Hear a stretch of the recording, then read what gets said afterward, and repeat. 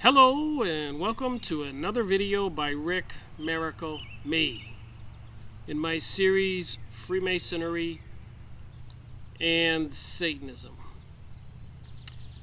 Crazy things going on in the world today, yesterday, and likely tomorrow. People ask questions, people don't know what to believe. So I read books, and I make these videos with the book reviews. This is series 198, closing in on series 200. I've been reading this book for a week, I guess, or more, and in a sort of a semi-perplexed state of thinking, what shall I do next? I've talked about a lot of topics: Freemasons, Zionist, Jewish history, Christian history, aliens, demons, fallen angels, sky dumping of chemicals, HARP systems, weaponized microwaves, tunnels under the ground, pole shift, Anunnaki aliens, Planet X. So many other topics, even the Constitution. If you go back and look at my videos, some of my videos I paste a cheat sheet, an entire list of the whole series in the comment section.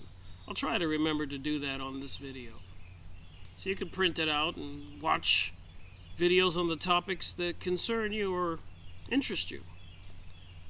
But this topic is a little out there. We have to remember, and this is a difficult thing for people to accept, but for some people, there's nothing you can do to talk to them. There's nothing you can do to convince them about what's moral and what's right. There's these different philosophies out there. Aleister Crowley, Series 23 in my series, Freemasonry and Satanism. The Book of the Law, one of his books. And the first commandment is, do as thou wilt. The second commandment is referred to number 1, do as thou wilt. He says you can do anything. If you have an inclination towards robbing somebody, killing somebody, and many other horrific activities, well, that's your human experience. You should be able to do it. And the Freemasons and other mystery schools, secret societies seem determined to reject Jesus and destroy Christianity, and apparently even the Muslim religions and other religions of the world, and bring us another type of religion, or maybe no religion. Seems like there's a battle after the souls. They want to deceive us. So this book, The Philosophy of Humanism, a leader of today's humanism, challenges the moral majority. Kind of an odd book to read, but just call me curious. But I like to know what the Jewish people under the Talmudic Bible, Talmud rabbis, not the Torah, the Orthodox Jews, the good Jews, but the ones that are into the Kabbalah and these other weird rules for living in the Talmud, the Zohar and other books, and the Muslims' religion, and even the information on gray aliens, reptilians, Earth's history, Egypt, the Mayans, Ecuador, the caves there with all the gold plates, etchings with all those drawings, Peru, ayahuasca drug that allows people to see into another dimension. What is reality? What is the truth? What is humanism? So I'll read from the back of the book to start this video. The Philosophy of Humanism. Why has humanism, to the surprise of humanists everywhere, become a favorite target of the new right. The moral majority has used many quotations from the Philosophy of Humanism to demonstrate the horror of the humanist viewpoint. In humanism, as they charge, is humanism, as they charge, really destroying our culture, families, country, and the entire world? Well, that's quite an opening paragraph. Corliss Lamont here gives a spirited answer to the demagogic charges of the moral majority. A group made up, he writes, of religious fanatics who need a demonic scapegoat to arouse their followers as they put forth simplistic solutions to America's and the world's serious problems. Humanism offers an affirmative credo for coping with the frustrations of modern life and developing one's inner strengths without a belief in magic formulas or a supernatural power. Lamont traces the history of humanism from the ancient Greece to the great religious thought of enlightenment, the founding of our Constitution, and the influential thinkers of our century. As the New York Times said of an earlier edition, this book is both readable and persuasive. It is generally recognized as the standard work of humanism in the United States. Those who have heard of humanism only through the distortions of the new right owe it to themselves to discover what this sane and inspiring philosophy really is. There's a little paragraph about Corliss Lamont. He marks his 80th year with the publication of this new edition. An active fighter for the civil liberties and international peace, he was for 20 years a director of the American Civil Liberties Union. Civil Liberties Union. And he doesn't seem like they've accomplished too much fighting most of his life for international peace. And the Civil Liberties Union seems to have a lot of derogatory information about it. It's part of the New Age or New World Order globalism organization. Is that the case? He is also chairperson of the National Emergency Civil Liberties Committee and honorary president of the American Humanist Association. He was taught at Columbia, Cornell, and Harvard universities and at the New School of Social Research. In 1965, Dr. Lamont won a Supreme Court decision against censorship of the mails by the U.S. Postmaster General. Among his many notable books are The Illusion of Immortality, Freedom Is as Freedom Does, Civil Liberties in America, Freedom of Choice Affirmed, and Yes to Life, and the Memoirs of Corliss Lamont. So this book was published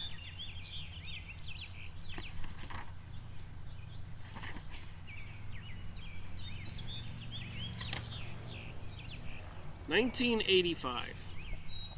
So my point with reading this book, and it's been a very interesting read, is that there are many books out there for people to read, many videos, many philosophies. You can be Christian, you can be an atheist, you could join a witches' coven, you can join Freemasons, you can be a Zionist, you can join the Illuminati. You can believe in the Galactic Federation coming to save planet Earth. You can believe in Nibiru, Planet X, a pole shift, droughts, global cooling, global warming, climate change, all the things that are out there. Overpopulation, World War III, a plague. There's a lot of information out there. Some of the topics in this book on the table of contents: science and its implications, the rejection of dualism and idealism, the universe of nature, contingency, determinism, and freedom, the ultimates of existence, the appreciation of nature, 5 ways to seeking knowledge, modern scientific method, science and the meaning of truth, philosophic forerunners, religious roots of humanism, the cultural background. So what is this book? I guess the first edition was 1949, a couple years after World War II. Exposing the Moral Majority. So with that said, I'm going to read from chapter 4. And the title is Humanism, Theory of the Universe, Science and its Implications. As I read on, of course, I'll throw in my 2 cents. Science and its Implications, Humanism's Theory of the Universe, Chapter 4, page 116. Any complete philosophy of existence requires a carefully worked out theory of the universe. In technical terms, a metaphysics, an ontology, or a worldview. As we have already seen, humanism believes that nature itself constitutes the sum total of reality, that matter, energy, and not mind is the foundation stuff of the universe. So he doesn't believe that of a God-like mind in the universe, or even the humans have souls. We're all a product of evolution. We evolved that way. And that supernatural entities simply do not exist. That's what it says here. And I've made a lot of videos on channeled material, people's psychics or mediums, channelers, psychically communicating with some beings. This seems to be a common philosophy throughout history, the Christian prophets, and so much more. The Jewish Zionist people wanting to rebuild King Solomon's temple and have some god king arrive so they can rule the planet, conquer all their enemies. But he says, the humanist, that the supernatural entities simply do not exist. This non-reality of the supernatural means, on the human level, that men do not possess supernatural and immortal souls, and on the level of the universe as a whole, that our cosmos does not possess a supernatural and eternal God. So this author's published a lot of books. He's been the leader of these organizations promoting humanism. So I'm confident that they're reeling in lots of people to this philosophy. What do you think? Humanism's attitudes towards the universe, like its judgment as to the nature and destiny of man, is grounded on solid scientific fact. The supernatural beliefs of Christianity were originally formulated in the pre-scientific era, in which it was thought that the earth, with the sun and all the multitudinous stars revolving around it, was the center of the cosmos. In a temporal sense, the earth and its forms of life were thought to be as old as anything else. Since nature in its entirety was supposedly created by God only a few thousand years before the birth of Christ, it is understandable how thoughtful persons with such assumptions about the world could come to suppose that man, as the highest of Earth's creatures, was the darling of the universe, and that behind the visible creation dwelt an omnipotent, benevolent, and personal God, an all-seeing cosmic companion whose chief concern was the care and guidance of human beings. It's interesting to get into the mind of different people when you read a book like this. Modern science has completely and fundamentally altered the primitive picture of things that encouraged this particular religious view. Astronomers have proved that our little planet, far from being the center of the cosmos, is not even the center of the solar system, which in itself is itself a mere microscopic blur upon the unimaginary vast canopy of the heavens. So they really try to show in this book that we're actually insignificant in the universe, or universes, in galaxies. The Earth revolves around a mighty sun, more than 1 million times its size, and nearly 93 million miles distant. And this sun, with its retina of 9 planets, is only an average star in a local star cloud situated toward the edge of a great spiral nebula or galaxy containing altogether some 40 billion stars. Something is interesting about that, what's in this book, that the Earth is 93 million miles away. In my previous video, I asked myself the question, is there some significance to that?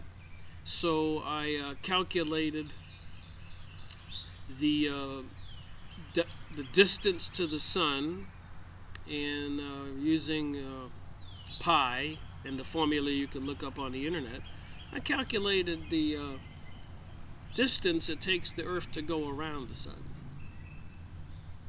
the circumference, and I divided that by 365 days, divided that by 24 hours, to find out what was the speed that the Earth was hurtling to go around the sun. Anyways, the answer I got was a little interesting. 66,600 miles an hour. 66,600 miles and some odd numbers, which I thought was another curious coincidence with all these satanic symbols, that the mark of the beast would be the speed at which the Earth is hurtling around the sun. Have a little fun. Go on the internet and find out the formula for figuring out the circumference and do the math yourself. Quite simple. So when I read that here, I said, a larger part of this nebula or galactic system, as it is called, we see in the night skies as the Milky Way. The diameter of our galactic system is estimated at not less than 100,000 light years. So he goes on to talk about all that stuff. It was the Copernican revolution of the 16th century, the 1500s, that toppled the Earth from its traditional position as the focal point in the cosmos. During the 20th century, the astronomers have brought about a second revolution in our conception of the heavens that dwarfs even more sharply the spatial significance of our planet. So they're making us seem like a little bug. For they have shown that our galactic system is only one out of billions upon billions of similar galaxies scattered throughout the universe, each possessing an estimated average of 10 billion flaming stars. So our galaxy is only one of billions of galaxies. So they would have us believe. The dramatically beautiful Andromeda Nebula, closest galaxy to the spiral type, beyond the Milky Way, is 2,200,000 light years from the Earth. The distance of the furthest galaxy, photographically visible, run up to 2 billion light years away, while a new type of stellar objects called quasars, identified through their emission of radio waves, are as much as 6 billion light years away.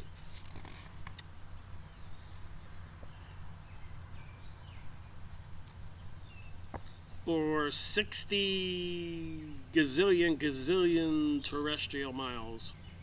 It's 60 with 1, 2, 3, 4, 5, 6, 7 sets of 3 zeros. So 21 zeros in front of the 60. Beyond the limits of the present photographic visibility, countless galaxies, literally trillions in number, drift through the fathomless seas of space, which may well be infinite in extent. The stupendous facts point, as Professor Shapley suggests, to a universe that is essentially galactic-centric. That is why he calls it a meta-galaxy. It is not important whether all these various estimates are precisely accurate, as of course they are not. The important thing is the staggering immensity of the cosmos. Sir James Jeans sums up the situation graphically. At a moderate computation, he says, the total number of stars in the universe must be something like the total number of specks of dust in London. Think of the sun as something less than a single speck of dust in a vast city, of the earth as less than a millionth part of such a speck of dust, and we have perhaps a vivid picture, as the mind can really grasp, of the relation of our home in space to the rest of the universe. If perchance the total aggregate of stars turns out eventually to be as numerous as all the specks of dust in the entire United States, I do not think our mental picture would become much altered.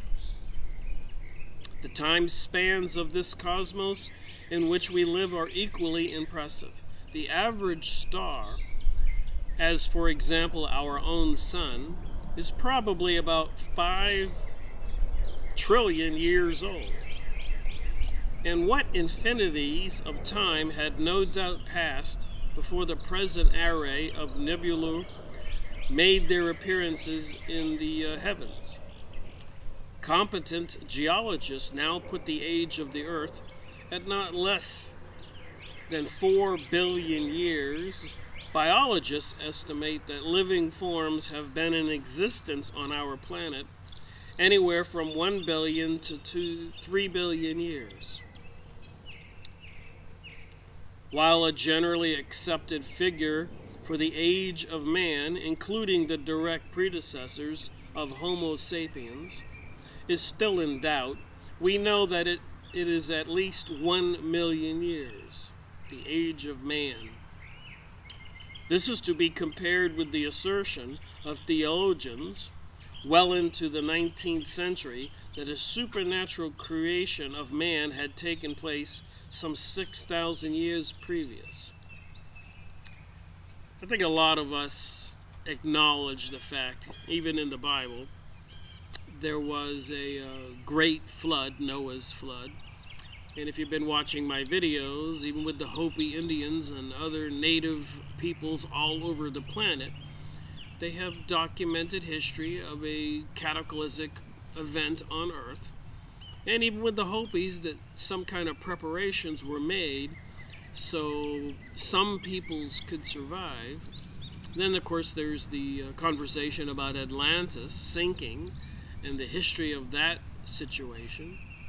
So personally, I believe that before the Great Flood, there was a serious technological civilization on Earth, which seems to have had a couple components. Some godlike beings ruling over all the peoples. So there was a separate society of the elite gods' intelligences, and then the the peasants or the worker humans prior to the Great Flood. And of course, the biblical history of the fallen angels and the Anunnaki stories talk about these other beings finding human women attractive and mating with them, creating monster beings and giants, etc. Theorizing, of course, that this is probably why, if there was a God who caused the Great Flood, whoever, it was to destroy this mythological, demonic, monstrous population of beings. You can look in any book on mythology and see half horse and half human and other beings. It's just a perplexing and interesting reality to investigate and to contemplate. What is reality? So I read books even like this one, just to see what's in the minds of these people promoting humanism. Thus, the findings of modern science utterly blast the worldview of old-time religion. So even though I've made book reviews on people who have been in remote viewing programs with the government, Tim Rifat, David Morehouse, and other people, so how can you do remote viewing, leave your body, and visit other places if you don't have a soul? And how to protect yourself from evil spirits. I've gone over Constance Coombe's book, Beware of the Rainbow, and so many other books. Can't remember all the names. In terms of space and time, man and his tiny earth look extremely insignificant in relation to the rest of the universe. If there is a supreme being ruling over these billions of Milky Ways that roam through the unending corridors of the sky, he can hardly be neighborly, fatherly, God of Christianity. And if there actually is, in Tyannison's words, one far-off divine event to which the whole creation moves, then what transpires on this earth is only an infinitesimal part of the trend, and such earthly evidences of providence as theologians and metaphysicians purport to find can hardly be taken as applying to the universe in its entirety. You get a little tongue-tied. All right, continuing on. Page 119. Logically, a supernatural mind or purpose behind everything must include all those never-ending galaxies that extend into the furthermost regions of space, and must cover all those untold billions of years in past and future that so stun the imagination. This is a point that the best of the religious philosophers neglect or overlook altogether. Finally, what may be called the third revolution in astronomy has demonstrated that very likely there are highly developed forms of life in many parts of the universe besides our Earth. So that's a paradigm shift in thinking right there, and they've gone through a lot of trouble to bring us the alien and UFO topic. Books, magazines, TV programs, Star Trek, Star Wars, and so many more. The probability now is that creatures comparable in their capabilities to man exist on millions or even billions of other planets in the cosmos.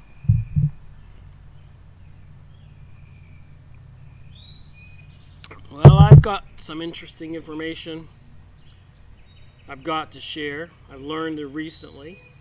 I think I've learned it actually a couple times, but it takes a while for it to sink in. But apparently, Jack Parsons of the JPL Laboratory, a rocket scientist, hooked up with Aleister Crowley, who was into occult rituals to bring demons into this world. And together they formed some of the people involved in NASA. Quite interesting. What happened right after World War II?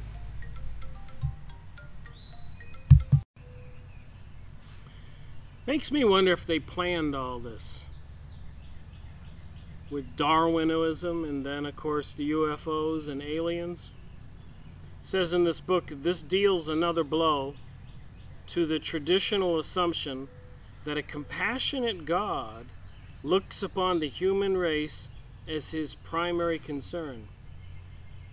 So I guess this author wants us to not believe that God looks upon the human race as his primary concern.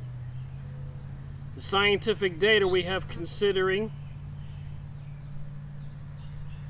disclose the universe as an incomparably more magnificent than anything ever revealed by the supernatural religion. At the same time, they strongly impel us to the conclusion that nature at large is indifferent, neutral towards the welfare, the ideals, and the fate of man.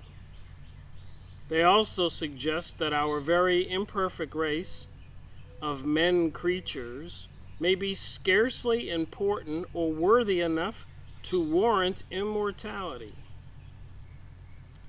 So this is what they're trying to teach. They suggest that our very imperfect race of man creatures may be scarcely important or worthy enough to warrant immortality. This would hold true even if a cosmic God did exist, especially since there remains plenty of time in which he might evolve a much higher order of being than Homo sapiens.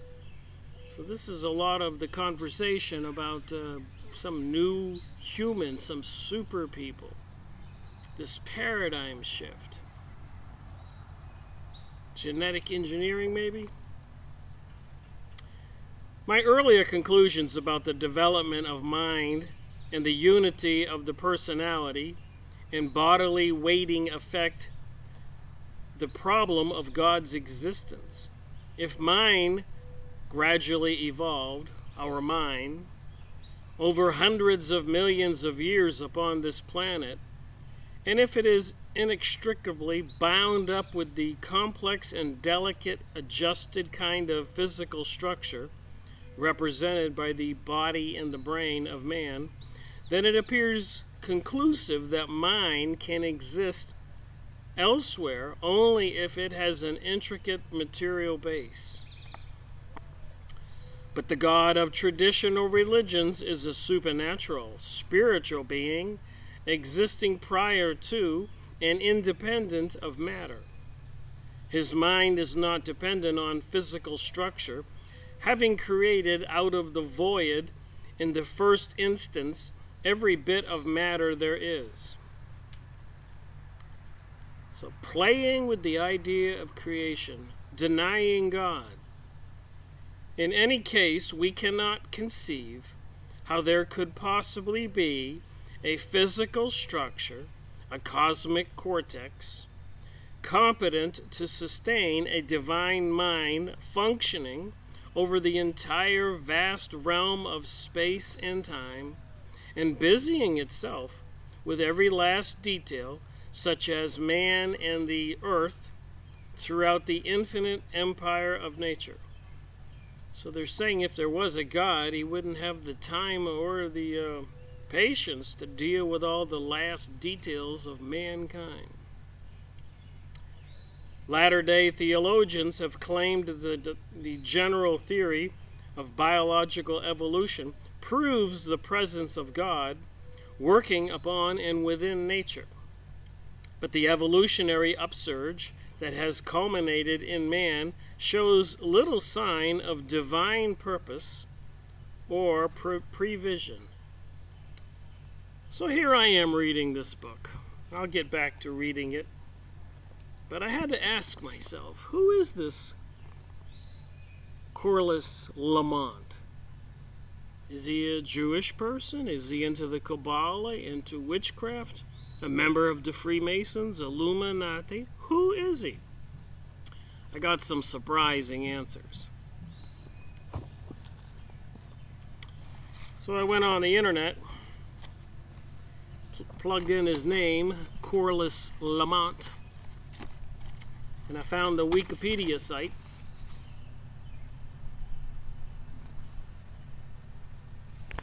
Man, if there's a guy that's a professor and a president of the civil liberties organizations in the United States and the world, and he's trying to tell us that there is no God, it might behoove us to find out who he is and who he works with. The results of my research was astonishing, to say the least. So anyways, the early years of Corliss Lamont, you can look this up on Wikipedia. Apparently born in 1902 and died in 1995, was an American socialist philosopher and advocate of various left-wing and civil liberty cases. As part of his political activities, he was the chairman of the National Council of the American-Soviet Friendship, starting from the very early 40s. Oh my, before World War I. Early years, Lamont was born in New Jersey. He was the son of Florence Haskell and Thomas Lamont, a partner and later chairman of the J.P. Morgan and Company. Oh my, I thought to myself. Lamont graduated as valedictorian of Phillips Exeter Academy in 1920. Phillips Academy, there's another hot name in the Illuminati. And magnum cum laude from Harvard University, 1924.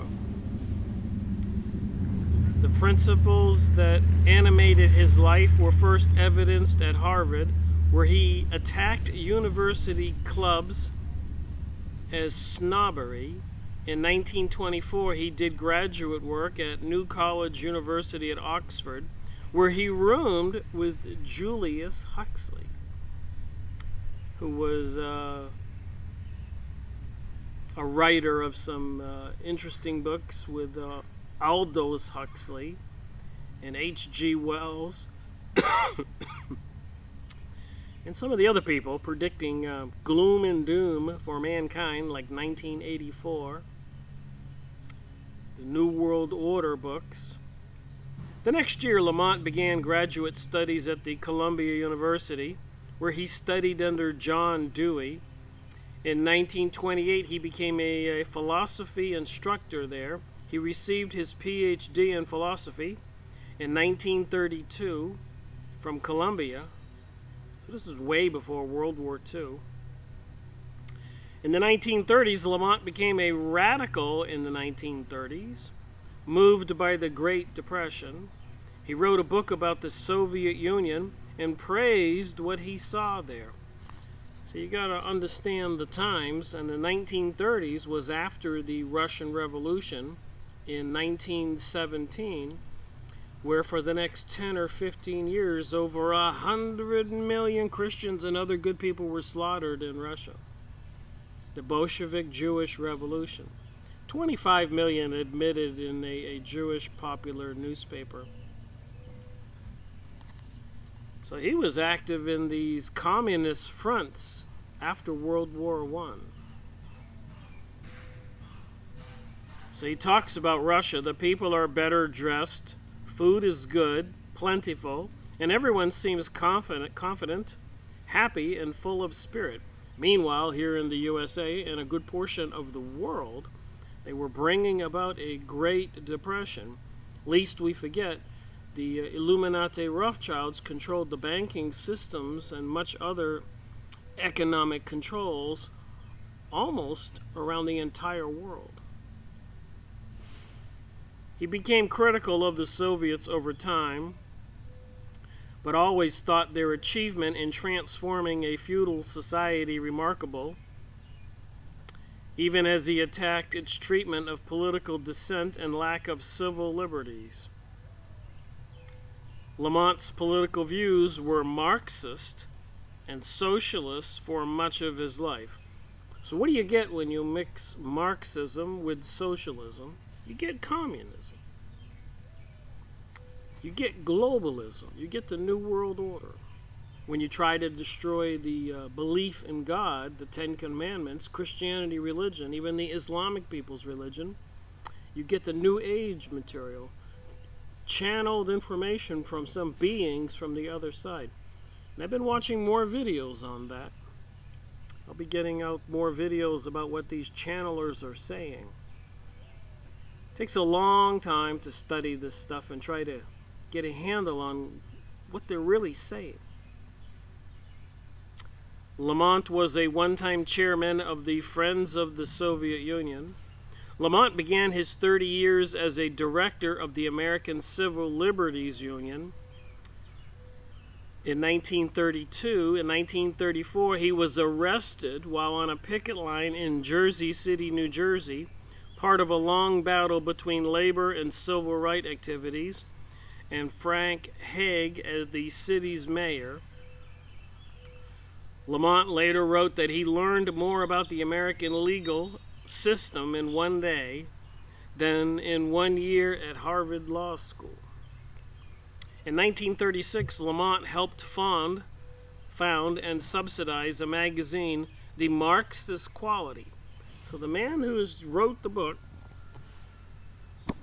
Humanism, trying to convince people, wrote many books, that there is no God, quite convincingly, is a communist, a Marxist. Party of the elite, comes from an elite family. Wait till you see what I found out about that. When Dewey Commission reported in 1937 that the Moscow trials of Leon Trotsky and others were fraudulent, Lamont, along with other left-wing intellectuals, refused to accept the Commission's findings. Under the influence of the Popular Front, Lamont and 150 other left-wing writers endorsed Stalin's actions, as necessary for the preservation of the progressive democracy. So progressive is even a name that people put on their t-shirts now. Gay pride they put on their t-shirts. And they're anti-God, anti-Christian, and they're publishing books and material and organizations for humanism. Just curious who they are. Lamont remained sympathetic, this is the 1940s, to the Soviet Union well after World War II and the establishment of satellite communist governments in Central and Eastern Europe. He authored a pamphlet entitled The Myth of the Soviet Aggression, in which he wrote, "The fact is, of course, that both the Truman and Eisenhower administrations, in order to push their enormous armaments programs through Congress and to justify the continuation of the Cold War, we have felt compelled to resort to the device of keeping the American people in a state of alarm over some alleged menace of Soviet or communist origin." So obviously, to me, Corliss Lamont was a communist, but he doesn't admit it, even though he was called to testify before Congress.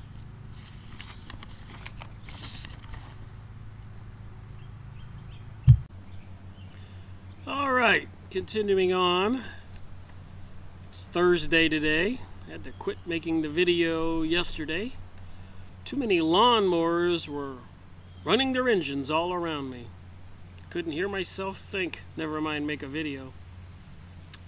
But continuing on my investigation to Corliss Lamont, And I do have some very interesting information about his father and family, and the Illuminati and more, the Rothschilds.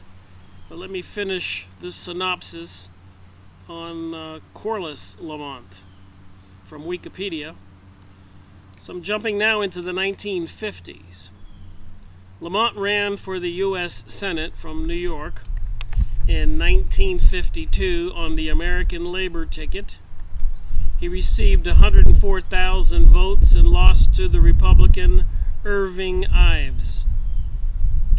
And FYI, I do believe that the Republican Democratic Party and the any other parties that get into office are controlled by the same puppet masters, the Mystery School of Babylon religious cult, who are also the people into the Kabbalah, Zionism, the Illuminati, Freemasons, Knights of Columbus, Knights of Malta, Rosicrucians, and including witchcraft covens and organizations. And these are the people, and I've found more evidence, that are behind the UFO, alien, gray alien, reptilian alien, and all of that. We the people had better wake up. Anyways, in 1950s, when called to testify in front of Senator Joseph McCarthy's Senate Permanent Subcommittee on Investigations in 1953, he denied ever having been a communist, but refused to discuss his beliefs or those of others, citing not the Fifth Amendment, as so many others did, but the First Amendment guaranteeing free speech. So he said he didn't join the Communist Party, but he wouldn't explain his true feelings or his friends. It's funny how he's calling on the First Amendment's guarantee of free speech. Under communism, you wouldn't have that. Kind of an irony there. The committee cited Lamont for contempt of Congress by a vote of 71-3 on August 1954. Some senators questioned McCarthy's authority and wanted a federal court to rule on it. But in November, Lamont donated $50,000 to create a $1 million bill of rights fund to support civil rights advocates, citing anti-communist legislation, travel restrictions, and blacklisting in the entertainment industry. The same month, he challenged the subcommittee's authority in court. So obviously he was well-financed and well-placed in the elite community, and I did find out that his father was Thomas Lamont. The same year he penned Why I Am Not a Communist, despite his allegations to be a Marxist. He never joined the Communist Party USA and supported the Korean War. As director of the ACLU, the American Civil Liberties Union, Lamont had resisted attempts to purge the organization of communists. So he didn't want to purge the American Civil Liberties Union of communists. And who were the communists? I.e., they are, generally speaking, the revolutionary-oriented Jewish people, as according to the Encyclopedia Judaica and so many other books and authors. The Jewish people, not all Jewish people, had a propensity to be involved in revolutionary activities for 1,000 or maybe 2,000 years. Even being the financiers during the Crusades for the kings and the Pope and the people needing supplies and to tax the people. The Jewish people fitted those jobs perfectly because of their tenacious methods of collecting money, and their apparently many of them didn't have any concern or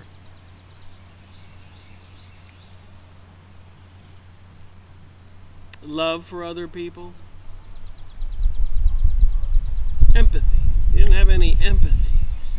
They were cold. They were businesslike. And many of us know this. And these are the people who control the USA politicians today, control the Federal Reserve and a lot of the stock market and huge corporations and Israel and organizations like the United Nations, NATO, the Pentagon.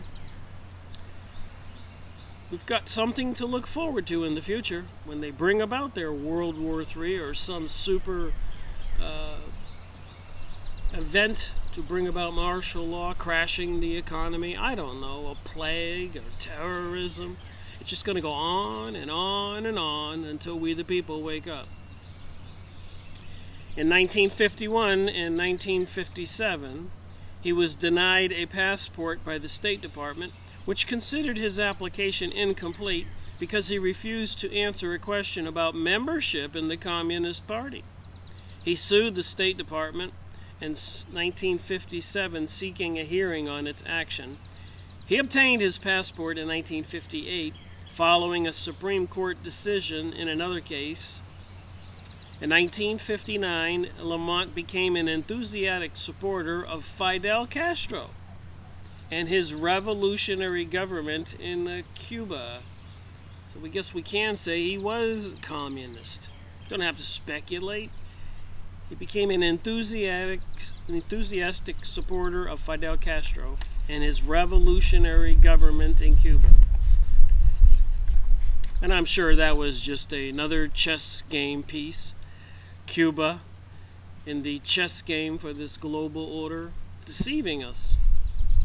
1960s. In 1964, Lamont sued the Postmaster General for reading and at times refusing to deliver his mail under the Anti-Propaganda Mail Law of 1962.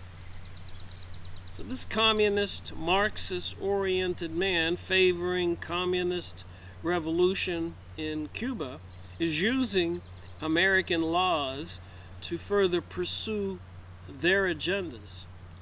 Again, ironic. Passed over the objections of the Department of Justice and the Post Office that allowed the Postmaster General to destroy communist political propaganda sent from outside the United States unless the addressee says he wants to receive such mail. So wait till I read more from this book and their clear philosophy of denying any existence of God and that the human race is an inconsequential, small speck in the universe, and God wouldn't even have any reason to pay attention to us if there was a God. So it says in this book. But who would write a book like this? And many other books, and all kinds of pamphlets and papers, and spend a lifetime with the American Civil Liberties Union fighting for communist agendas? How ironic. And if they do succeed, believe me, people will not be happy. Just think of the movie Divergent, or God, I forget the name of the one where the people are all confined to small towns and fenced in, and it'll come to me. It was the first time the Supreme Court invalidated a statute as a violation of the First Amendment's guarantee of freedom of speech. Lamont's attorney was Leonard Bowden, who worked on the many civil liberties cases. He won a similar lawsuit against the Central Intelligence Agency in federal court the same year. In the mid-1960s, Lamont became chairman of the National Emergency Civil Liberties Committee, a position he held until his death 30 years later. Later life, in 1971, after a congressman called him an unidentified member of the Communist Party, Lamont issued a statement that although it is no disgrace to belong to this Communist Party, I have never ever dreamed of joining it. I wouldn't imagine why he would want to join it. He was a professor at a university, writing pamphlets. He was the leadership of the Communist Party, the Marxist organizations. Probably part of some mystery school group also. His father definitely with the Illuminati, which I shall show in this video. That same year, he financed Dorothy Day's visit to the Soviet Union and several other countries in Eastern Europe. In 1979, Lamont founded the Half Moon Foundation. Well, the Half Moon Foundation, just go look at the Freemasonry images on YouTube, and you'll see plenty of half moons and Rosicrucians in the mystery school religion. You'll see a sun up in the sky and a half moon up in the sky. So he created the Half Moon Foundation.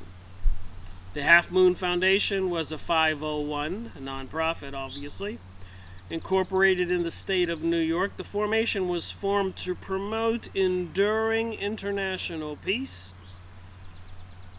support for the United Nations, the conservation of the country's natural environment, there we go, and to safeguard and extend civil liberties as guaranteed under the Constitution of the Bill of Rights. So extend the civil liberties, transgenderism and gay marriage and so much more, and the ability of the politicians and the elite. They need the freedoms to be able to deceive us. And if we fall for it, their philosophy is, it's our own fault. We should have known better. Lamont was president of the American Humanist Association, and in 1977 was named Humanist of the Year. In 1981, he received the Gandhi Peace Award. So here's a guy preaching no God exists at all, and he gets the Gandhi Peace Award. In 1998, Lamont received a posthumous Distinguished Humanist Service Award from the International Humanist and Ethical Union, and he was one of the signers of the Humanist Manifesto. They have another document called the Communist Manifesto, and then of course one for the Jewish utopians ruling the world, the Protocols of Zion,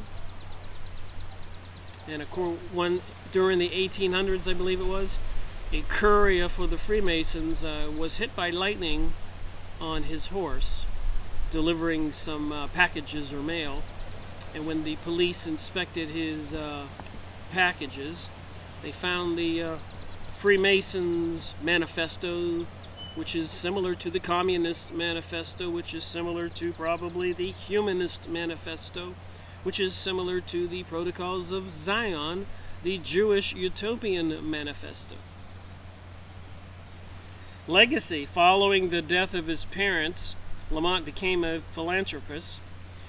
He funded the collection and preservation of manuscripts of American philosophers, particularly George Santayana, as well as Rockwell Kent and John Masefield. I suppose I'll have to look at their writings. He was the great uncle of Ned Lamont, a 2006 Democratic Party nominee for Connecticut to the United States Senate. Writings. Lamont was a prolific author. He wrote, co-wrote, edited, co-edited more than 24 books, dozens of pamphlets, and wrote thousands of letters to newspapers, magazines, and journals on significant social issues during his lifelong campaign for peace and civil rights. So a lot of Jewish revolutionary people were doing the same kinds of writing and all of that revolutionary activities. It does cause me to ask my brain, and I did try to look into it, was Lamont another crypto-Jewish person in his family? And it seems like it might be, because his father was involved with the Rothschilds, who are the ones who conspired with others, Morgan and other people, to take control of the USA money supply in 1913, and for 50 years prior to that, even assassinating a couple USA presidents in an attempt to control the USA money supply. And it was the Rothschilds who financed the State of Israel, which is pro-Jewish. Other people can't immigrate there.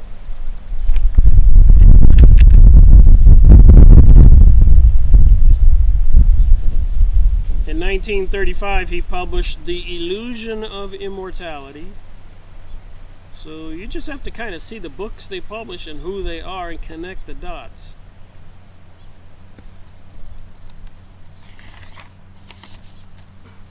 Alright, I'm going to go back to the book and read a little more, and then look at another source of material that further explains why they wrote this book, why they don't want people to believe in God. And I don't care if it's Baptist, or Protestant, or Catholic, or Christian, or even Muslim, or any other God-fearing, good, kind people religion. It is my opinion that the people behind these mystery school religions are Satanists and Luciferians, which includes gods like Isis, Osiris, Horus, the all-seeing eye on the back of the dollar bill, demons like Moloch, the little owl perched on the front of the one on the US $1 bill, the gigantic owl at the Bohemian Grove where they throw a baby in the fire called the cremation of care, and so much more. Watch my videos to see the material, repeat it over and over and over. And please remember, I say, I've said several times, in my collection of books, plus or minus 1,000 books, 50% of them, I have no doubt, are books like this, promoting a propaganda, a change in the society's thinking, what we did consider as normal. And of course, during the end times, they say up will be down, down will be up. So what was abnormal will be normal, and what was normal will be considered abnormal, because the abnormal people will have gained control over our world. Part of the biblical prophecies. Worshipping Luciferic type entities, fallen angels, Anunnaki, Palladians. I've been watching more videos on the Palladian channeling. Fascinating information. Later-day theologians have claimed that the general theory of biological evolution, proves the presence of a God working upon or within nature, but the evolutionary upsurge that has culminated in man shows little sign of divine purpose or prevision. So the theologians, the religious people, believes in the presence of God, but the evolutionary upsurge has culminated in man shows little sign of divine purpose. So the communist mystery school of Babylon demon worshippers would like the rest of us to not believe in God. And Rabbi Marvin Antelman wrote those two books, Volume 1, Volume 2, to eliminate the opaque, that's people's belief in God. And if they get power worshiping demons and devils and doing those rituals, imagine the power we get by talking to God and praying. They don't want that power exercised or believed in.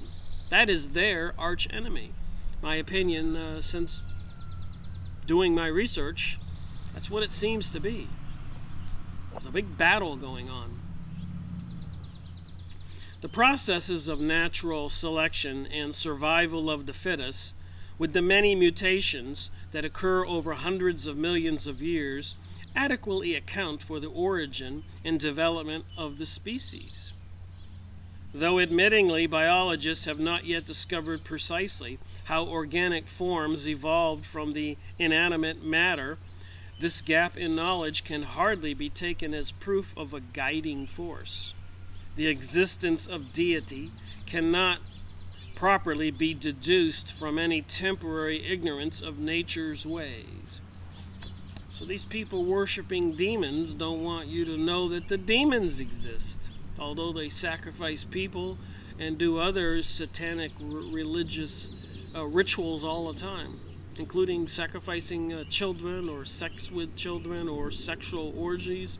It's a big part of what they're into, as you can find out by reading the Aleister Crowley material, who apparently was connected with Jack Parsons of the JPL, Jet Propulsion Laboratory, which later became NASA. And Ron Hubbard was involved with those people. Scientology was involved with those people. It all comes together if you read enough books and spend enough time asking questions and looking for answers.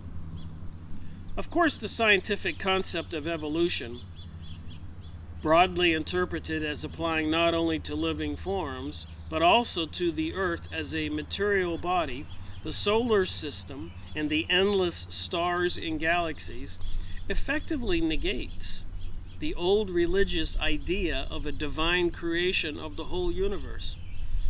So I guess it's why they made so many philosophies, UFO books, and situations, and 911 events. Look at the Switzerland tunnel opening. That ceremony was full of demons actually dropping from the sky. Katy Perry, Madonna sitting on thrones, even dancers with actual horns. It's not hard to see these satanic rituals. American Idol program, Eurovision. Furthermore, if we take seriously the lessons of evolution, it would appear that God, as a great cosmic mind and purpose, if he did exist, would have to be the end product of a very long evolutionary process, rather than its initiator and overseer. You know, believing in God's not so crazy when you consider that we people, we humans, are spiritual beings. And according to even Edgar Cayce, or a video I was watching today, Barbara Lamb channeling entities or doing psychic analysis on people, regressing them into their past lives. Apparently there's plenty of evidence to show that people are reincarnated, and the government with the remote viewers, troops leaving their bodies, spying on the enemy. I've made videos on the books with Tim Rifat, David Morehouse, Ingo Swann, Jim Mars, and then all this other psychic research material I've gone over. So we are spiritual beings, and when we die from the physical realm, we go back to the spiritual world, and call it what you will, but the leader of the spiritual world appears to make some kind of judgment of people's lives, where they wind up in the next life, or even in the place of the spiritual world. If you read the books from the Psychic Research Society of Europe, and later the Psychic Research Society of America, where they did table rappings and mediums were doing seances to communicate with other beings during the 1800s and early 1900s, people who were well-known evil people in this life described this other world, in the spiritual world, as very unfriendly. They didn't like it. It was never sunny. It was always cloudy. They lived with bunches of other beings. They didn't like it. But people who were good people, doctors who gave services away for free to the poor people and stuff like that, when they were called upon in a seance, they said where they were was wonderful, unbelievably beautiful, and they wished they could come back to Earth and tell people about it. You can go watch my videos or go buy books from the Psychic Research Society. Go on abebooks.com or other used book sites and put in Psychic Research Society of America, Psychic Research Society, and you can buy books for $3 or $4, free shipping on some cases. There's no reason not to know this material. So then you got this guy, quite convincingly trying to convince people there's no God and there's no reason for a God.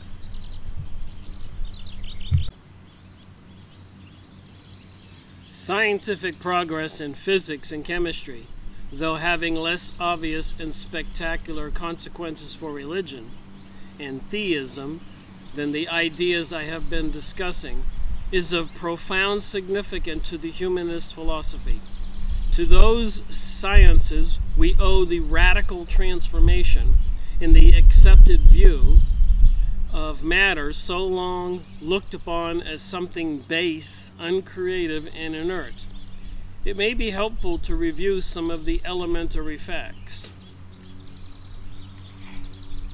I'm going to pass on some of this boring material here, explaining how the scientific examination of the molecule and all these fascinating things of the solar system just prove to him there's no God.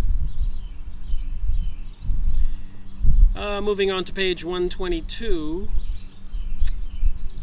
Einstein's discoveries render unacceptable the old idea of an absolute space and an absolute time through which the world moves, and show instead that space and time are both derivative from events, and that they are, in fact, forms of relationship between events.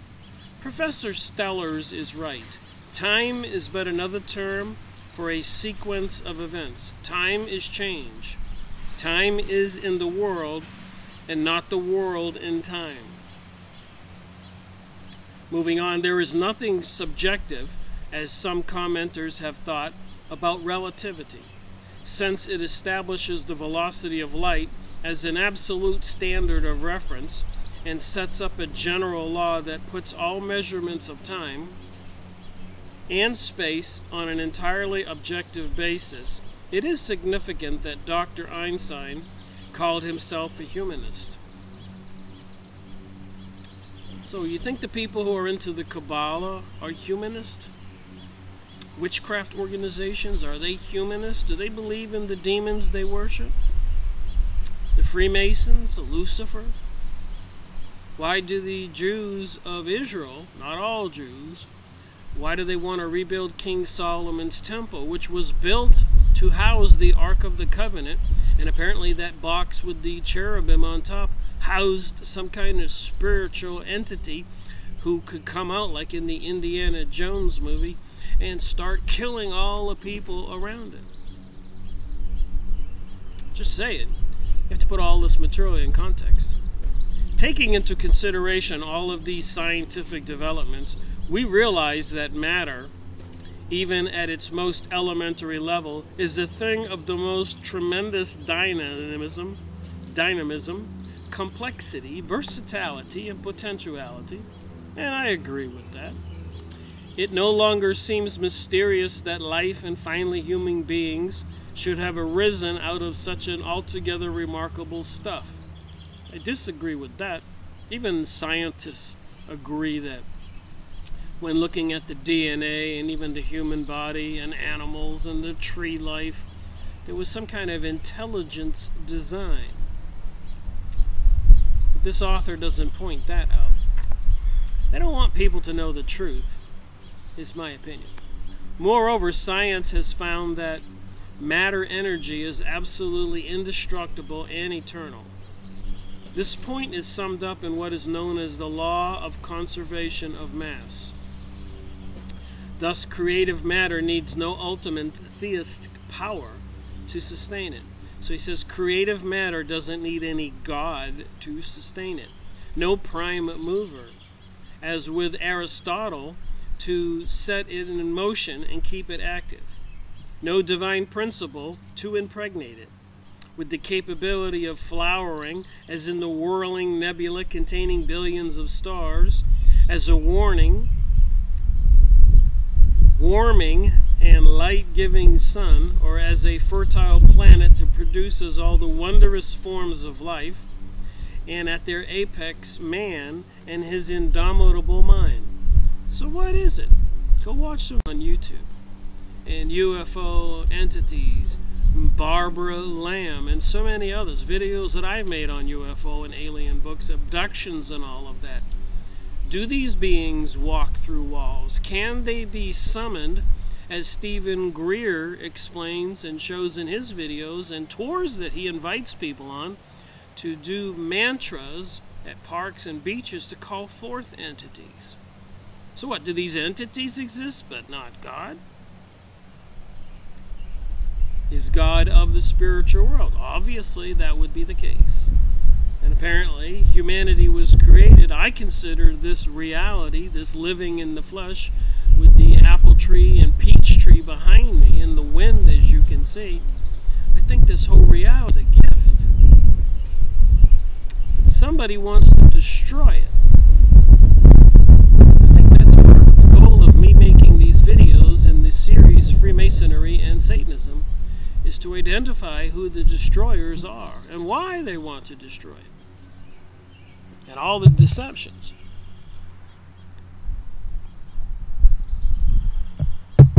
Back to the book. Matter is self-existent, self-active, and self-developing and self-enduring. It is autodynamic. Intellectually, there is nothing to be gained and much to be lost for philosophy in positioning a supernatural creator. So he says nothing to be gained and much to be lost for philosophy for believing in a supernatural creator or first cause behind the great material universe. Of course, with Star Wars and Star Trek and Lost in Space, they want to try to paint a different picture of the real reality. A little breezy out here. When a child asks, "Who made God?" he is unwittingly interjecting a comment that is both logical and philosophical. Similarly, relevant is the old Oriental myth that the world rests upon the back of a huge elephant that rests upon the back of a monstrous tortoise. For if everything has a definite cause, then God too must have a cause, and so ad infinitum, and so on and so on. The fact is that regardless of how far we push our inquiries, at one point or another, we are compelled to assume something self-existent that possesses certain powers and potentialities. The fact is that regardless of how far we push our inquiries, at one point or another we are compelled to assume something self-existent that possesses certain powers and potentialities. Otherwise, we become involved in a never-ending regress of explanations and assumptions. God, as the first cause, simply constitutes a large-scale miracle gratuitously intruding on the alleged starting point of everything. Furthermore, the argument from a first cause, God creating the world, takes for granted that there must have been a beginning of the cosmos. However, no logical necessity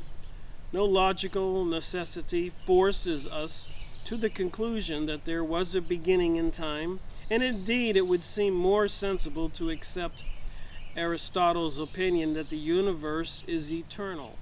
In fact, those who postulate a supernatural God, creator or first cause, usually attribute to him eternal being, and therefore assuming, like most non-theists, an external existing reality.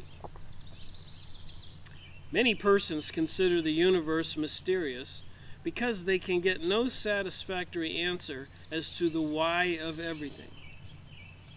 Well, I know that they dumbed down America. They don't want to teach the old truths that we're taught. They're teaching new realities, and even that Jesus was a myth, and giving the grade school children, when I was raising a couple kids, Pokemon chips and images to put in their brains, and now a lot of young people today look like Pokemon characters. Why, they ask, should there have been a universe in the first place? Why is there any existence at all? These questions assume in their very formulation that there must be a great overall purpose in the cosmos, and accordingly they expect an answer in terms of such a purpose. The humanist believes that these conundrums are essentially insolvable because there actually no such purpose can be found. So these people would like to teach that there's no such purpose. In specific scientific explanations, as well as in ultimate philosophical questions, a stage frequently ensues when it is profitableless to keep on asking why.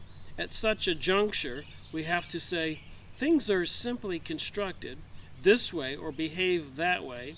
The speed of light is what it is. The law of gravitation operates as it does. And the number of photons and electrons in each type of atom is what it is. In none of these instances can an intelligible answer be given as to why.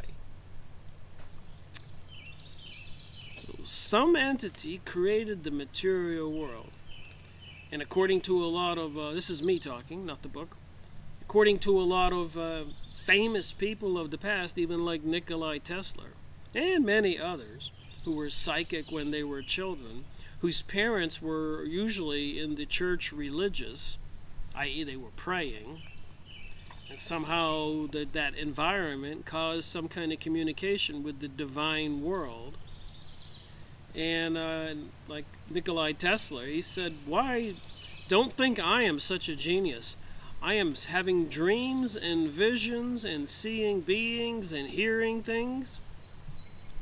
Get some Nikola Tesla books and read about that stuff.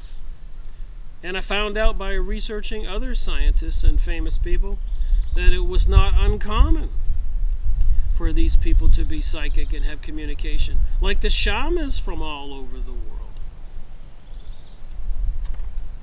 Bugs out here today.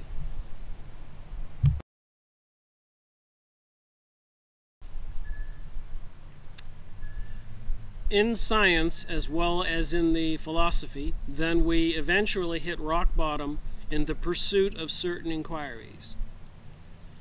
Considerations similar to those we have evoked against the first cause, God, argument for the existence of God are pertinent to the argument from design, which holds that the universe is so beautiful, splendid, well planned, that a great designer, a conscious God, must have worked it all out. Philosophically, what the theists do here, the religious people, besides assuming much more harmony than actually exists, is to treat qualities that were merely potential in matter and that appeared at a comparatively late stage in its development, as if they had always existed. The final result is to take mind, purpose, and other attributes of matter, when organized in the form of human beings, and read them back into the original constitution of the cosmos. The conversion of eventual functions into antecedent forces, of potentiality into actuality, of ideas and ideals into independent powers, is one of the most persistent and harmful of philosophical fallacies. It is, in technical philosophy, terminology to hypostatize. The primary meaning of potentiality is precisely the qualitative new things, is precisely that qualitative new things can come into existence through fresh combinations of development among the old. Hydrogen and oxygen possesses the potentiality of eventuality into water if they come together in certain proportions without either of them being water to begin with. In an analogous way, matter possesses the potentiality of eventuating into organisms that can think. Some of these words are just unusual to me.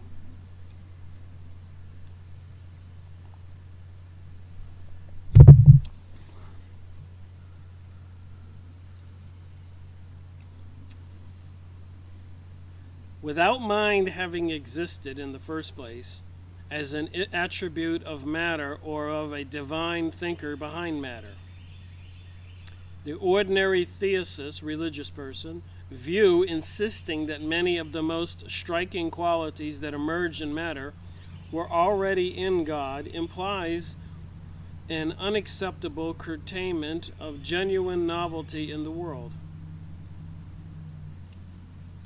Certain philosophers, to whom Aristotle is the prototype, have felt that it was impossible for matter to move continually from potentiality to actuality on its own, and have needlessly postulated a God whose prime function is to stimulate and direct this movement.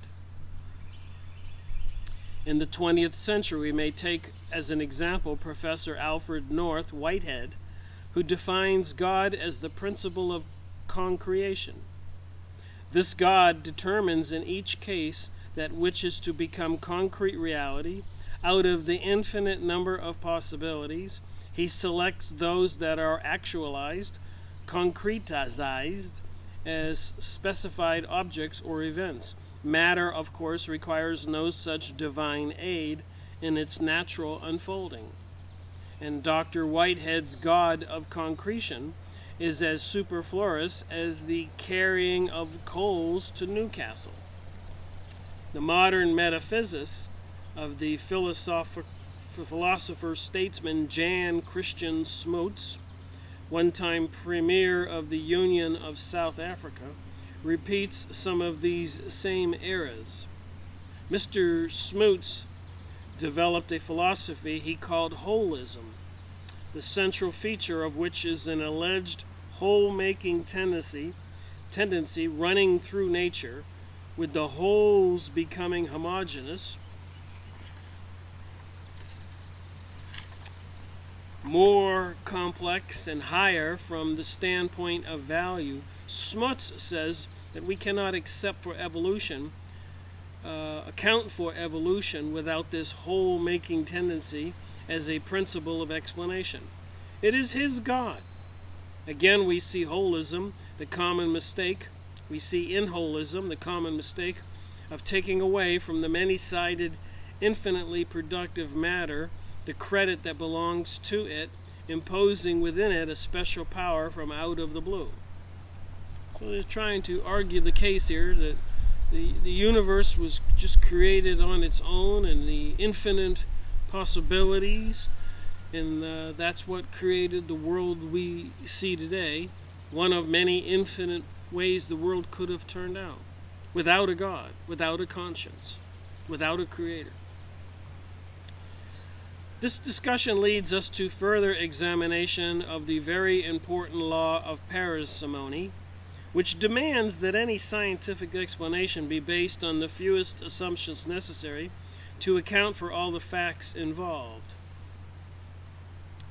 So he goes on to talk about this science and their laws, that the precise formulations, entities of explanations are not to be multiplied without necessity, was later given to the name of Occam's razor.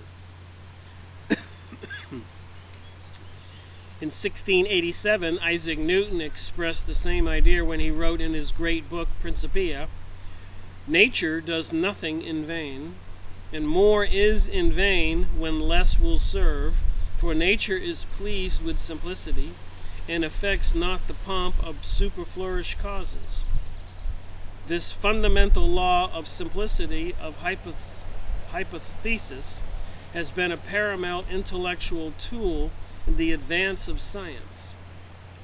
This law does not deny the truth that nature often operates in a most complex manner, and under no circumstances can it override the observed facts of such complexity,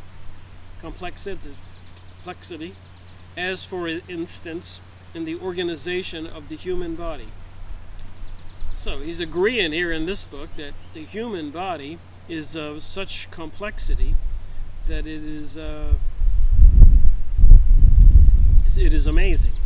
The law means only that we should not bring in unnecessarily hypothesis to explain a situation when it happens to be comparatively simple or comparatively complex. So which is it? things can just unfold naturally in the cosmos to be simple or complex. Certainly looks like intelligence design to me.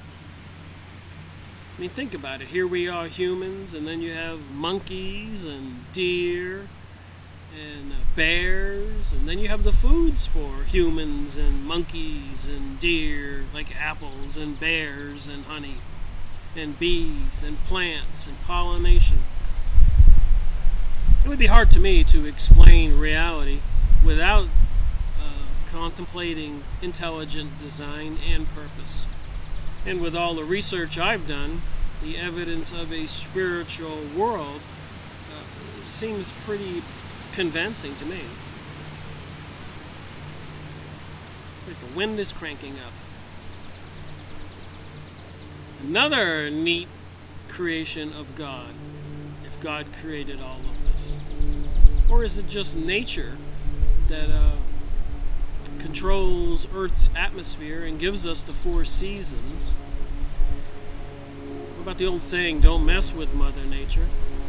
And why are they messing with it? With dumping chemicals in the sky and increasing the microwave technologies everywhere.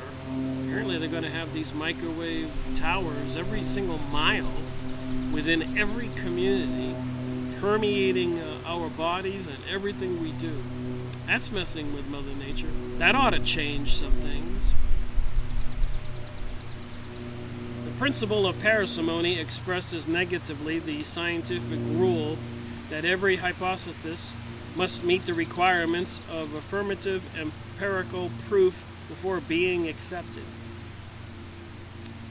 Galileo's mocking answer was particularly devastating because it showed that Ludovico had disregarded the principle of parsimony, that once this is done, the door is opened to 1,001 absurd hypotheses and wild vulgarities.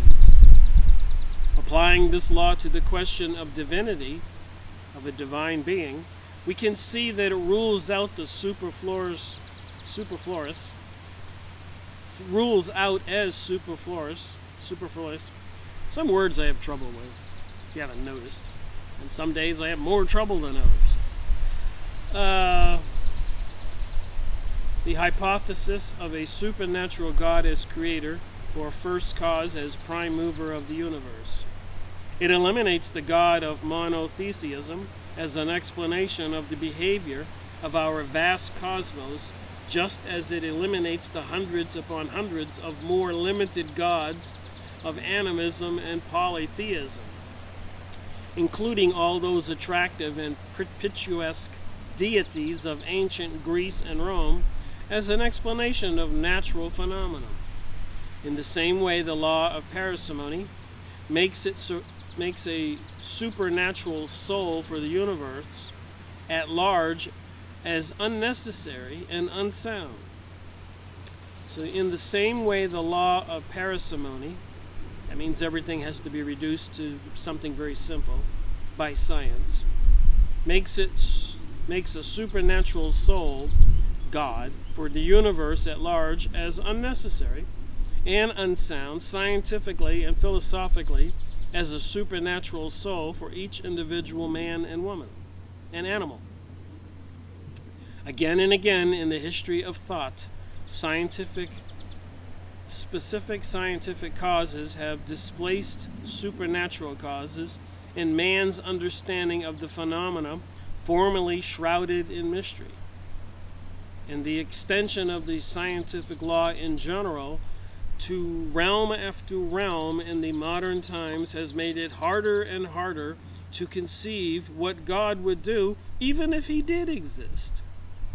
The only function that Newton could find for the deity was a sort of cosmic tinkering in adjusting certain irregularities in the movement of the more distant stars and comets, irregularities that soon afterwards became fully accounted for by the mathematics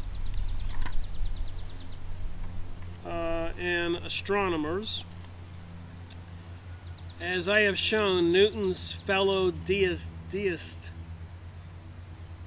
religious people as a group held that there is no divine interference in the established order of nature, and that God had wound up the world, as it were, at the start and then let it go on its way as a completely self-regulating machine.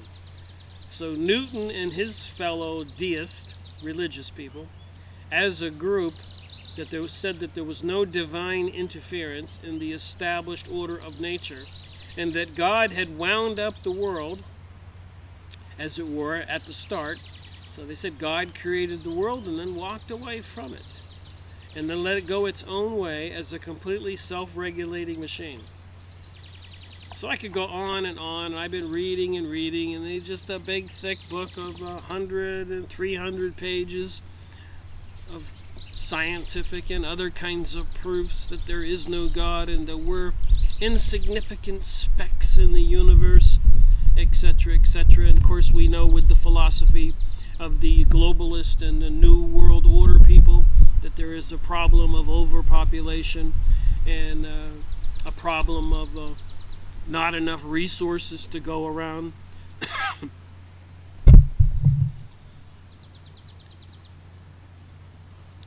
So what are we to believe?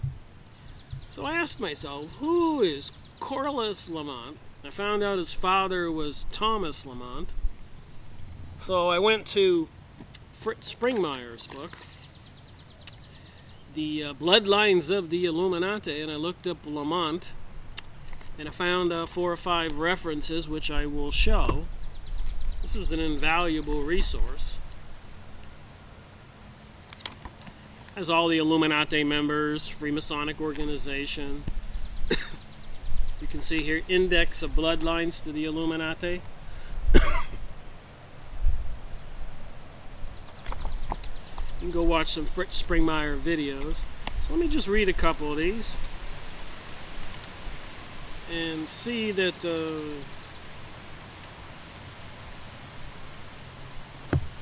Corliss Lamont, son of Thomas Lamont, was connected to the Rothschilds. I'm going to read from this page, is about the Rothschilds.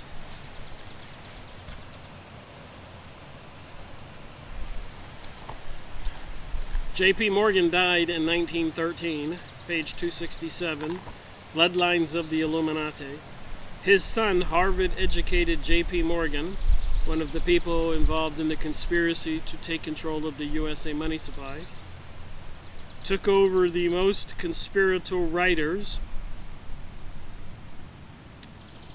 Most conspiratorial writers do not make a distinction between these two.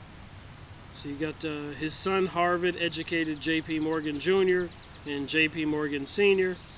J.P. Morgan Jr. ran the bank with a team of managers that was led by Thomas Lamont.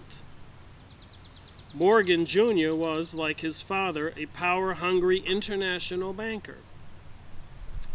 Members of the Illuminati, according to this book, and that would be generally Jewish people at the top with the Rothschilds.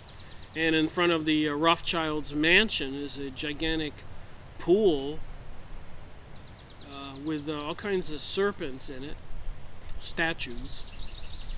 He was famous for his handling of the immense foreign loans. This would be Thomas Lamont.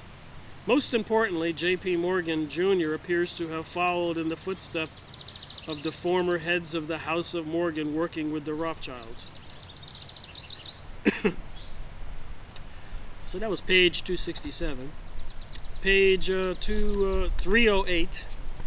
Another page here about the Rothschilds.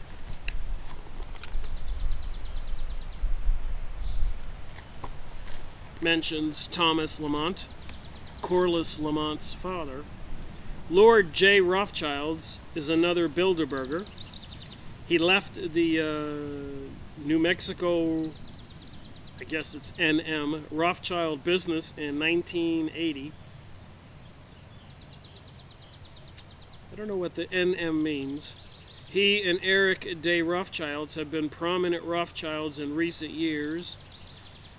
NM, oh, that must be Nathan Rothschild's bank, had as its director Norman Lamont, So now we have another Rothschild having a bank director of Norman Lamont, the man who held the highest British government financial position, Chancellor of the Exchanger.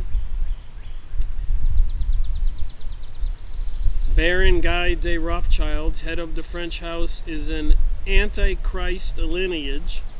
One of his descendants is slated by the Illuminati to become their Antichrist to rule the world.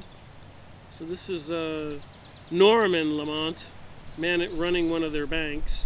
These are the four mothers of darkness who make up a special group called the Mary Group, who are to sire candidates for the Antichrist via incest with Guy. Oh my. Alright, page 295, again another Rothschild's topic. At the end of the world in 1919, the Treaty of Versailles meeting were attended by the Rothschilds connected men like Paul and Max Warburg, John Forrest Dulles of Cum Loeb, Colonel House, and Thomas Lamont, Corliss Lamont's father. Of Morgans and Alan Dulles of Cum Loeb, the harsh terms of the Treaty of Versailles totally set the stage for World War II. Said one delegate, "There is no peace, this is only a truce for 20 years.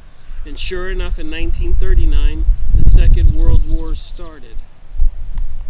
So I just want to find out who Corliss Lamont was.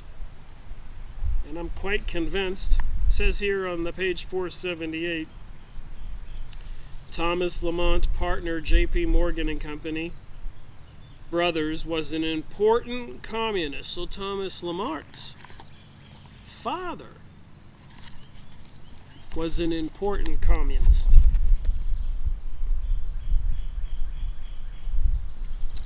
So I'm connecting the Rothschilds controlling the USA money supply with the communists.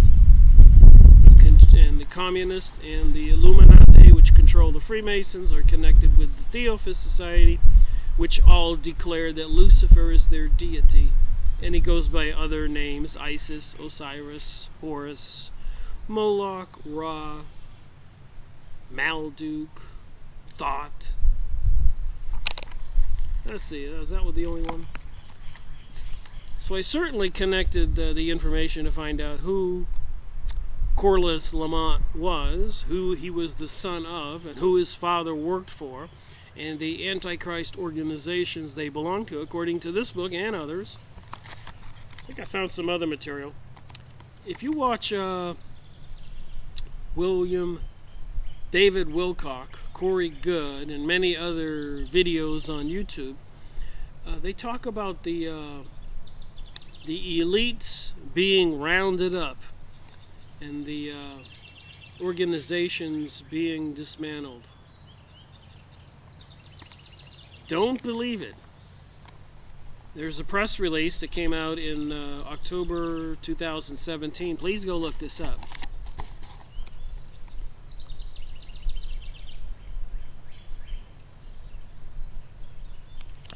You got to put this in the context of everything else going on. But the Rothschild and Company names Homer Parkhill and Stephan Antonelli as co-heads of Restructuring North America. So what, 6 months ago? Rothschild's Global Advisory, one of the world's leading independent financial advisor groups, today announced that it has promoted Homer Parkhill and Stephan Antonelli as co-heads of the restructuring in North America, effective immediately. October 2017. Mr. Parkhill and Mr. Antonelli have been part of a senior leadership in the firm's restructuring practice for many years and will continue to be based in New York. Announcing the promotions, Jimmy Nassia, head of the Rothschilds North America, said, "In looking at our priorities for building the business in North America, So if you've been paying attention to the news, you know they say that the United States owes trillions and trillions to the apparently to the Federal Reserve, the banking system of the United States, which is a private bank ruled by these people. And family members of the people who work for them become philosophy majors in college and professors, and write propaganda and pamphlets like this guy did, Corliss Lamont, and books promoting humanism, that humans are just evolved on their own and there is no God, although we know that these people worship demons and other kinds of evil entities, fallen angels. And they want us to believe there's no God. I could go on. I think I got one more document in here that I was looking at.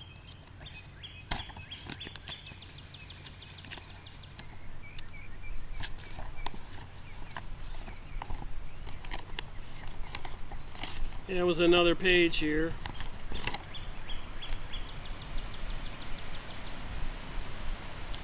So the Rothschilds are not going away. The restructuring of North America is not going away. Remember Jade Helm 15 in 2015? With troops and all kinds of activities going on all over the United States. Apparently the world, moving equipment, testing software programs.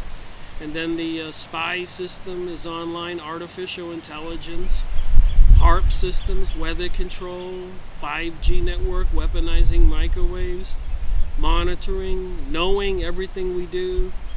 Just search for a lawnmower on your computer, and then for the next couple weeks, notice every time you go on your computer, lawnmower advertisements are going to pop up.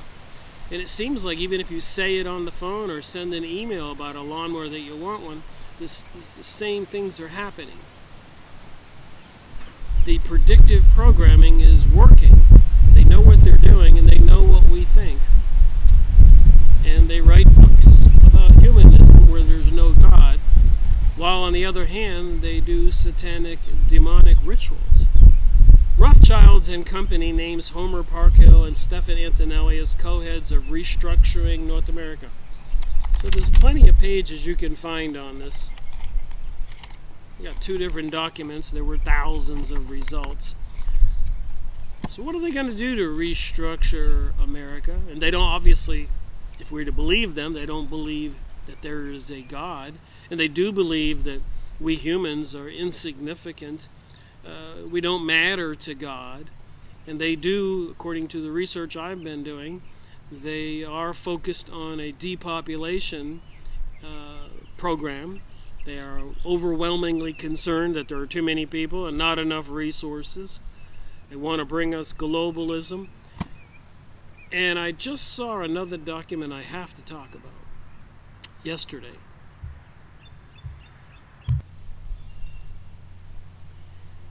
It does make you go a little crazy when you try to figure out what to believe. And that's why I take the time to read a book about humanism and what does it mean and who wrote it and who else is involved, and the communists, and the Illuminati, and the Israel Zionist program, and President Donald Trump announcing that the USA recognizes Jerusalem as the capital, something that the Zionist Jewish people, wanting the Jewish utopia, globalism to come about, they've been wanting the return of their kingdom for thousands of years.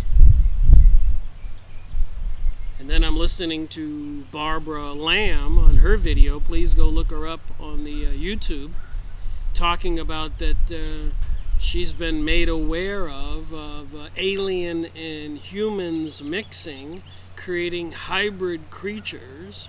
What are we to believe? And then I pick up the local Asheville Tribune, the newspaper, one of the small papers around here, May 8th. And at the very top it says, best security, universal tracking devices. They're going to convince people of this stuff. So that was on page 6. couldn't believe this stuff with the propaganda that people were going to be buying.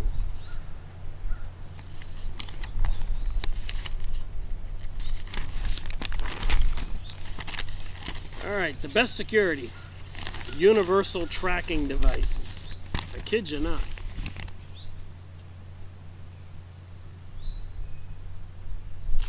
I do not believe ignorance is bliss. I believe I left my glasses inside. See if I can read it without it.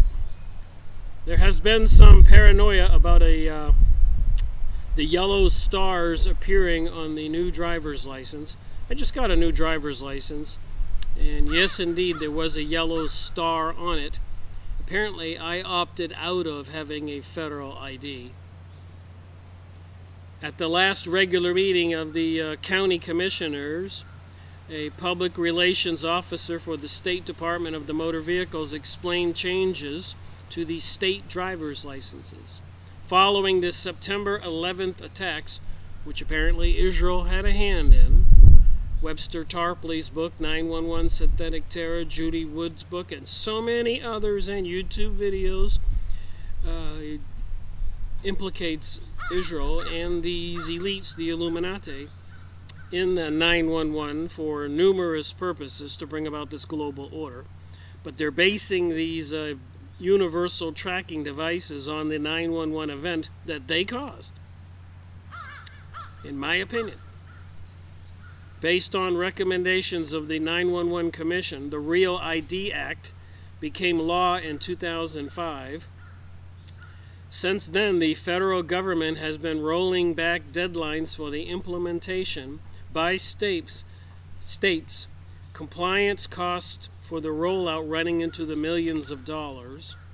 So part of the Obama medical plan was also that, you can look this up, that people were to be microchipped with Class 2 type receivers, transmitters. But costs were not the major concern. Listen to this. Several states resisted the measure, calling the card a national ID that risked compromising the personal information more than securing anything. So, do you remember Germany, World War II, communist countries demanding your papers, please? If you don't have one of these universal tracking devices, driver's license or ID card, you will not be able to even get on a plane domestically from one state to the other. Let me read on. So several states resisted the measure. Some even passed laws declaring real ID cards illegal within their boundaries. The federal government then went after these states, one by one, and finally the last three holdouts, Maine, Pennsylvania, and South Carolina, were coerced into submission. So the people in the bloodlines of Illuminati, the Lamonts, and people in all these secret mystery schools are coercing the states into submission. According to this paper article, Senator Mike Falmer of Pennsylvania had noted the 14 identifying features on the card would not have prevented the Oklahoma City bombings act of terrorism. I made a video on the Oklahoma City bombing. That had some serious questions about it. They don't tell us the truth. They bring us these events, bombings and shootings and other things, so that they can take actions, and they're blaming it on security and terrorism issues, which would give them the excuse to demand that we all get tracking devices. Again, part of the prophecy, the mark of the beast.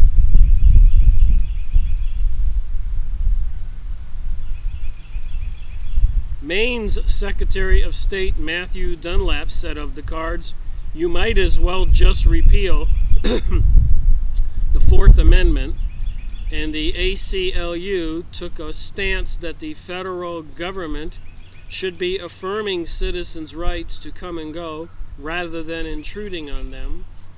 Like so many presentations at local government meetings.